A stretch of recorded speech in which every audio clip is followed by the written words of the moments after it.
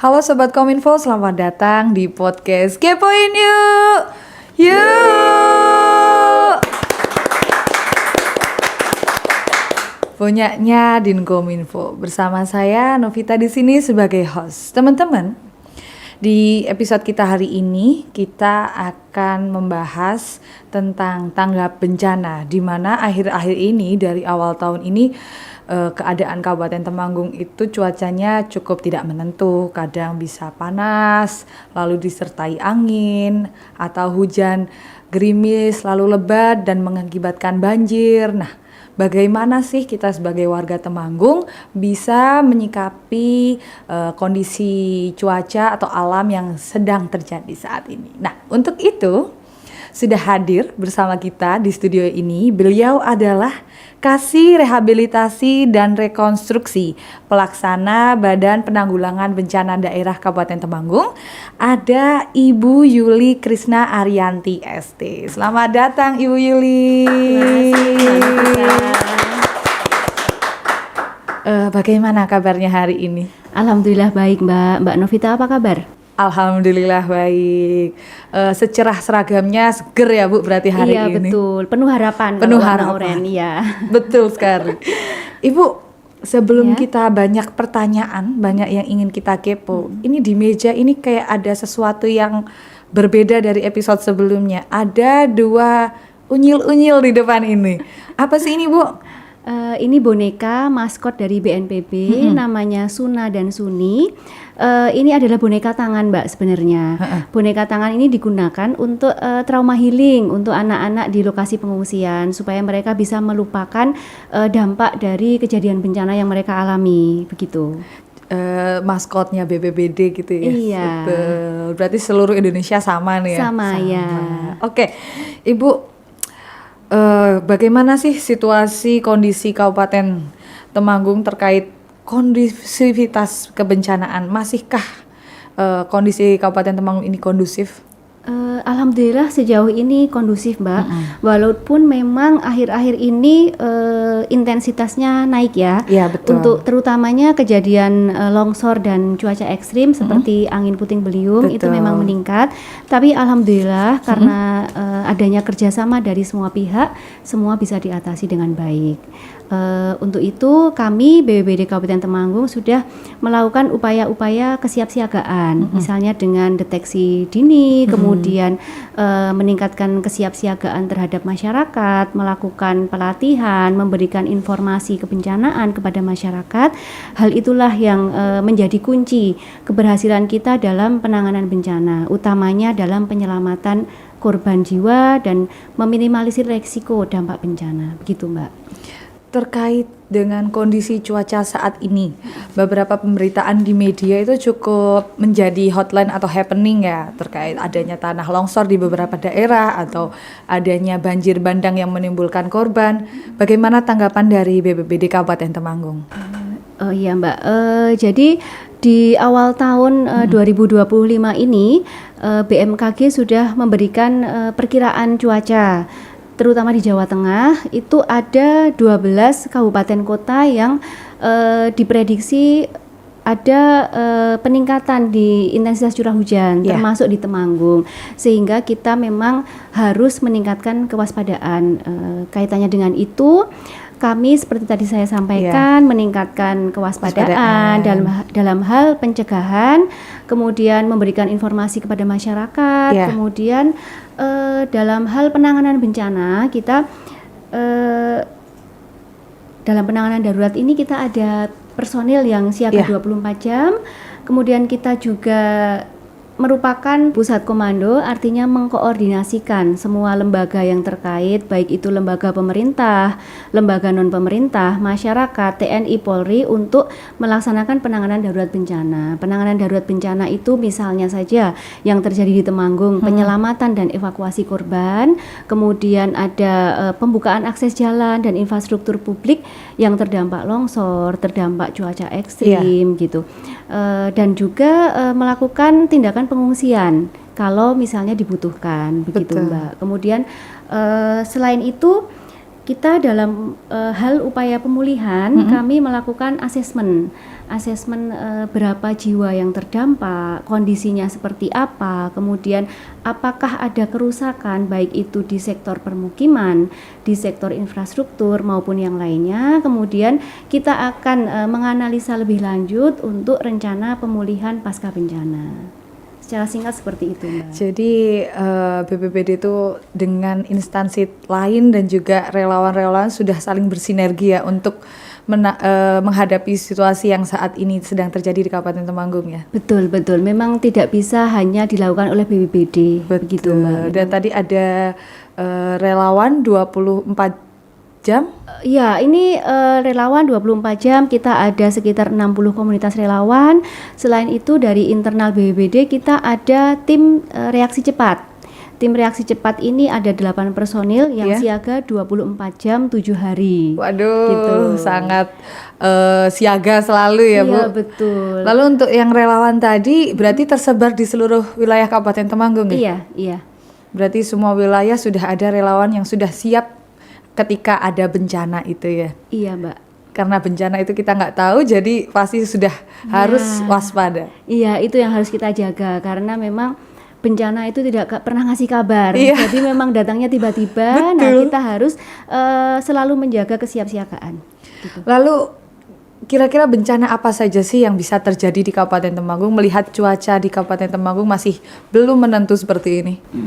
Untuk ini ya, Mbak, dalam posisi sekarang ya, karena memang kita di intensitas curah hujan yang cukup tinggi. Betul. Itu bencananya yang kemungkinan potensi tinggi itu ada di longsor, kemudian banjir, bencana cuaca ekstrim yang menyebabkan angin, kemudian nanti kalau memasuki musim kemarau kita juga harus waspada dengan karhutla dan kekeringan. Gitu. Untuk angin, apakah ada kemungkinan sampai ke angin puting beliung, Bu? Iya, dan di bulan Februari ini cukup banyak, Mbak, kejadiannya. Sudah ada berarti? Ada sekitar lebih dari 20 titik. Angin puting beliung? Iya. Agak di bulan ekstrim Februari, ya berarti. Iya, karena memang curah hujannya cukup tinggi. Di lokasi mana saja, Bu, biasanya angin puting beliung ini ada? Sebagian besar ada di wilayah Tlogomulyo, kemudian di Kedu, Dinjumo, kemudian Bansari, Ngadirjo, Candiroto, itu beberapa lokasi yang sering terjadi. Berarti cukup tersebar juga, tidak hanya di satu wilayah yang ada di kecamatan di Kabupaten Temanggung ya. Berarti seluruh warga Temanggung juga harus waspada ya untuk daerahnya masing-masing. Nah, ini justru cuaca ekstrim ini relatif lebih tinggi daripada yang lain, Mbak, resikonya. Gitu. Oke, Bu, mungkin untuk sesi 1 kita tahan dulu. Kita akan melihat informasi-informasi yang akan lewat setelah ini. Di sesi kedua masih banyak pertanyaan yang akan kita tanyakan terkait kebencanaan. Baik, Mbak. Oke, Sobat Kominfo, kita tahan dulu sesi ini. Kita akan saksikan informasi-informasi yang akan lewat. Tetap di Kepoin Yuk! Yuk! Internet menjadi tulang punggung utama dalam mewujudkan desa digital. Layaknya jantung yang memompa darah ke seluruh tubuh, internet mengalirkan informasi dan konektivitas ke seluruh penjuru desa. Dengan akses internet yang mudah, desa dan masyarakatnya bisa mengakses informasi yang lebih luas tanpa batas. Melalui internet, kita bisa belajar mengenai pengembangan diri, pengembangan ekonomi lokal, efisiensi pelayanan publik, serta partisipasi masyarakat dalam pengambilan kebijakan yang berdampak terhadap masyarakat. Untuk mewujudkan desa digital yang sukses, perlu dilakukan beberapa implementasi, di antaranya pembangunan infrastruktur jaringan internet yang memadai, literasi digital tentang penggunaan teknologi informasi dan komunikasi di kalangan masyarakat, pengembangan aplikasi desa yang terintegrasi, serta kerjasama lintas sektoral untuk mendukung keberhasilan program desa digital.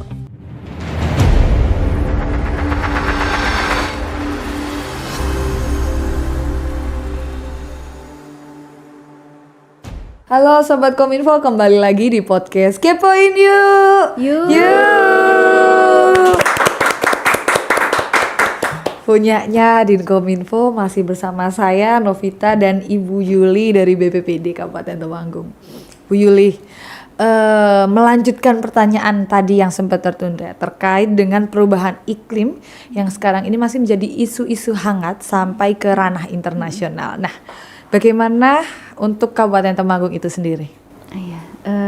dalam kaitannya dengan perubahan iklim yang saat ini terjadi di hampir di seluruh dunia ya Mbak, seperti pemanasan global, perubahan pola curah hujan, kemudian kenaikan suhu bumi, itu tentunya berpengaruh terhadap kondisi kebencanaan dan juga termasuk di Temanggung Mbak. Seperti apa pengaruhnya di Temanggung? Itu yang pertama, meningkatkan potensi kejadian banjir. Jadi kalau curah hujan yang tinggi dalam waktu singkat, ini bisa meningkatkan resiko terjadinya banjir bandang ataupun luapan. Kemudian longsor. Longsor ini Mbak Novita sendiri pernah mungkin ya ke lokasi-lokasi misalnya di daerah Gemawang, kalau ke Marau Panjang kita bisa melihat ada rekahan-rekahan kecil di tanah, itu ada retakan-retakan kalau misalnya musim kemarau panjang. Nah ini pada saat musim kemarau panjang kemudian tiba-tiba terjadi hujan lebat, ini otomatis air akan masuk ke dalam rekahan itu. Tentunya itu melemahkan struktur tanah yang nantinya potensi longsor akan meningkat. Kemudian selain itu curah hujan yang berlebihan juga menyebabkan tanah menjadi jenuh. Tanah menjadi jenuh ini tentunya juga menyebabkan tanah tidak stabil. Nah inilah hal-hal yang menyebabkan longsor. Kemudian yang ketiga itu ada bencana kekeringan. Beberapa tahun terakhir ini kan terjadi Mbak di Temanggung. Kami agak asing padahal ya harusnya Temanggung gitu. Padahal menurut kajian lingkungan kita kan termasuk daerah yang cekungan air tanahnya besar, tapi di beberapa daerah terjadi kekeringan. Nah ini salah satunya disebabkan karena perubahan iklim gitu, kemarau yang cukup panjang, kemudian intensitas curah hujan yang menurun drastis gitu, terus kemudian kenaikan suhu permukaan bumi yang menyebabkan penguapan air itu juga meningkatkan potensi kekeringan. Ini berbanding lurus atau berdampingan juga dengan potensi bencana kebakaran hutan dan lahan. Karena cuaca yang panas memicu kebakaran hutan gitu. Kemudian selain itu juga bencana hidrometeorologi yang lain seperti angin puting beliung. Di Temanggung sendiri di bulan Februari ini cukup meningkat tajam intensitasnya begitu. Makanya kita harus mengenali perubahan iklim ini supaya apa? Kita bisa mengatasinya dengan apa? Misalnya dengan adaptasi perubahan iklim. Apa yang bisa dilakukan itu perubahan sistem pertanian, kemudian sistem drainase, sistem irigasi yang efisien, kemudian seperti pengurangan emisi gas rumah kaca. Sebenarnya pengurangan emisi gas rumah kaca itu bisa dilakukan dengan mandiri di rumah, seperti mengelola sampah, mengurangi plastik, mengubah atau beralih ke energi terbarukan. Kemudian yang terakhir pengelolaan sumber daya air. Seperti apa? Misalnya kita saat ini kan banyak dibangun embung tada hujan, bisa untuk pertanian. Kemudian dari kita sendiri bisa dengan pembuatan sumur resapan, Mbak. Di rumah-rumah pribadi bisa kita untuk menyimpan cadangan air. Seperti itu, Mbak. Tadi terkait perubahan iklim dan ada terkait bisa menjadi meluapnya volume air gitu ya. Apakah kejadian beberapa saat yang lalu di wilayah Butuh itu di kota, betul, tapi jarang sekali kita mendengar informasi sungai di kota itu meluap sampai cukup tinggi seperti yang kemarin terjadi. Apakah itu juga termasuk efek dari perubahan iklim itu? Iya betul Mbak, jadi itu curah hujan yang cukup tinggi dalam waktu yang singkat gitu. Jadi drainase ataupun sungai ataupun parit itu tidak bisa menampung. Walaupun memang setelah hujan reda itu air akan surut gitu. Tapi memang kita harus waspada dengan hal-hal seperti itu. Karena kemarin banyak sekali informasi sungai ini meluap seperti itu ya Bu, karena cuaca yang ekstrim ini ya. Iya betul. Lalu tindakan preventif apa yang bisa dilakukan oleh masyarakat secara mudah? Sebenarnya tindakan preventif ini itu tadi bisa dimulai dari hal-hal yang sederhana Mbak, dari lingkungan sekitar kita sendiri. Yang pertama tentu saja kita harus mengenali resiko apa yang ada di lingkungan kita dan mempelajari cara-cara menghadapinya. Kemudian selain itu kita bisa membangun kesiapsiagaan diri dan keluarga, membuat rencana misalnya apabila terjadi kedaruratan bencana kita harus berlindung kemana, kita harus evakuasi kemana, kemudian menentukan titik kumpul gitu, kemudian menyiapkan tas siaga bencana. Tas siaga bencana ini kita harus siapkan diisi barang-barang penting, misalnya makanan, air minum, obat-obatan, senter, kemudian dokumen penting lainnya, misalnya seperti KTP atau kartu ATM begitu. Kemudian mengikuti instruksi pemerintah, itu penting, instruksi pemerintah dan lembaga berwenang dalam kaitannya dengan kebencanaan. Kemudian mengikuti pelatihan dan simulasi. Kami BPBD secara periodik menyelenggarakan itu begitu. Kemudian membangun rumah yang tahan bencana, tentunya sesuai dengan standar yang berlaku. Mengikuti aturan tata ruang, pemerintah daerah sudah mempunyai peraturan tentang tata ruang ini. Nah, kita harus mematuhi. Artinya apa? Menghindari membangun di daerah yang rawan bencana. Misalnya seperti di tebing, di sempadan sungai. Kemudian hal-hal lain yang sederhana, misalnya mengelola sampah, Mbak, mengelola sampah dengan baik. Itu penting sekali. Iya, terus membuat sistem drainase yang baik. Terus tadi seperti misalnya membangun sumur resapan. Kemudian dengan menjaga kebersihan lingkungan, melakukan penghijauan. Nah, hal-hal itulah bisa kita lakukan secara mandiri di rumah, dari rumah gitu ya. Berarti untuk warga tuh harus sudah menyiapkan, oh kita tinggal di daerah dekat hutan, harus siap kalau ada kejadian kebakaran hutan harus apa, kita harus sudah menyiapkan ya. Iya betul. Selain itu kita juga bisa memanfaatkan teknologi. Sekarang hampir semua orang punya Android kan, Mbak, gitu. Dan akses internet sudah sampai ke wilayah desa ya, Mbak. Iya, nah ini beberapa aplikasi itu sudah ada. Dari BNPB ada yang namanya Inaris, itu kita bisa melihat posisi kita sekarang ini punya kerawanan apa. Kemudian dari BMKG juga ada info BMKG yang kita bisa memantau cuaca di lingkungan kita seperti apa di hari ini, begitu Mbak. Selain itu kami BPBD juga punya hotline, Mbak, untuk pelaporan kebencanaan. Itu kita ada di nomor HP 0851 619449111. Itu kita menerima laporan 24 jam 7 hari. Apa saja yang bisa dilaporkan di hotline itu? Kebencanaan bisa, kejadian bencana, atau mungkin ada evakuasi, kebutuhan evakuasi, kemudian ada masyarakat yang membutuhkan pertolongan, bisa dilaporkan di situ. Ada format khususkah atau langsung saja bisa langsung WA? Bisa WA, Mbak, tapi intinya kita butuh titik koordinat, kemudian apa kejadiannya apa, di mana, kemudian siapa yang terdampak, ya intinya itu dulu. Harus dijelaskan secara rinci di awal. Karena untuk meminimalisir berita-berita yang tidak benar. Betul. Gitu, karena ada beberapa informasi yang kita dapat ternyata itu tidak benar. Gitu. Agak disayangkan ya adanya hotline tapi disalahgunakan dengan pemberian informasi-informasi yang tidak benar. Kadang informasinya atau fotonya itu betul, Mbak, tapi kejadiannya sudah terjadi di lampau gitu. Waduh. Iya. Sayang sekali, itu harusnya bisa dievakuasi saat yang lalu tapi baru dilaporkan sekarang. Iya, betul. Ibu, lalu untuk SOP-nya ketika terjadi bencana, masyarakat harus seperti apa menyikapinya? Apa yang mereka harus lakukan? Untuk masyarakat pada saat terjadi bencana itu yang penting adalah tetap waspada, tetap tenang dan hati-hati, kemudian lindungi diri. Carilah tempat yang aman, tempat untuk berlindung, kemudian ikuti instruksi dari pemerintah, hindari tadi menyebarkan informasi yang tidak benar atau belum terverifikasi kebenarannya gitu ya, Mbak.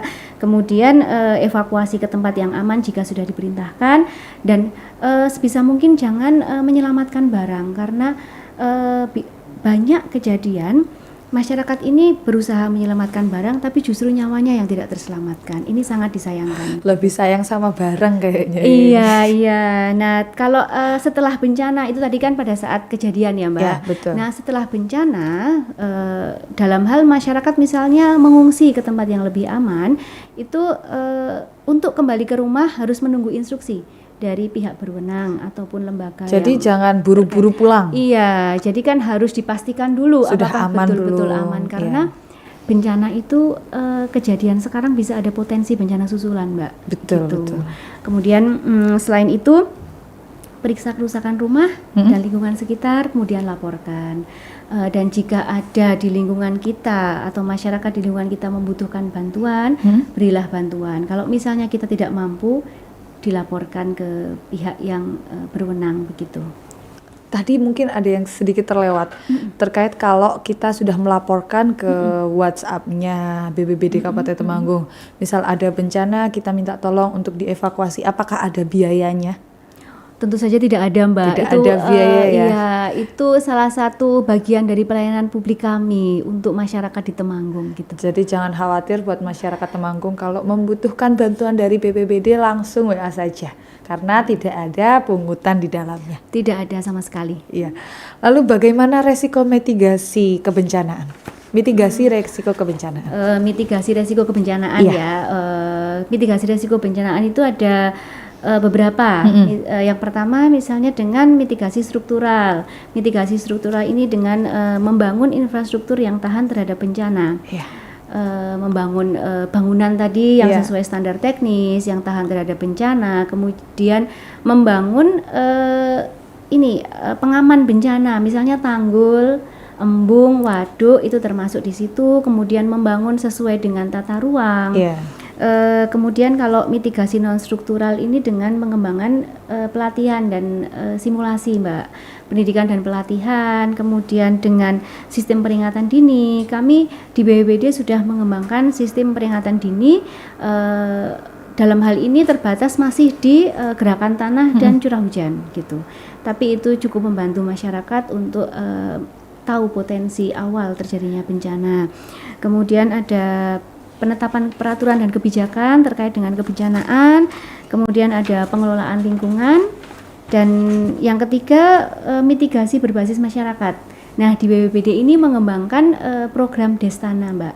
Destana ini Desa Tangguh Bencana, meningkatkan kesiapsiagaan masyarakat desa dalam menghadapi bencana. Berarti semacam pelatihan kepada masyarakat terkait kalau ada bencana harus apa, kayak gitu ya? Iya, termasuk. Sudah di mana saja? Di 34 desa, Mbak, itu tersebar di beberapa wilayah yang rawan bencana. Sampai dengan sekarang kita sudah ada 34 desa, itu melibatkan masyarakat mulai dari perencanaan sampai dengan nantinya jika terjadi bencana harus apa, begitu. Baru 34, sedangkan di Kabupaten Temanggung ada 289 desa dan kelurahan. Kalau misal desa dan kelurahan yang lain kepengen ingin tahu bagaimana cara mitigasi risiko kebencanaan, bolehkah menghubungi BPBD? Boleh. Kami siap sedia untuk memfasilitasi gitu ya. Tapi memang nanti untuk detailnya bisa rawuh ke BPBD untuk pemerintah desa ini nanti akan kita bantu. Monggo yang pengen berarti bagi Bapak Ibu perangkat desa bisa rawuh. Bertemu siapa ini, Bu? Bertemu dengan Bapak Kepala Pelaksana BPBD, dengan saya bisa, dengan Kasih Pencegahan Kesiapsiagaan bisa. Monggo rawuh saja, pasti nanti ada yang menemui gitu, Bu. Diobrolkan nanti, dulu apa yang mau dilatih di desanya masing-masing. Betul, nanti kita bisa jelaskan secara rigid gitu ya, Mbak. Jika ingin menjadi Destana itu harus seperti apa gitu ya. Betul. Nah, itu tadi. Terus yang terakhir mitigasi dengan teknologi.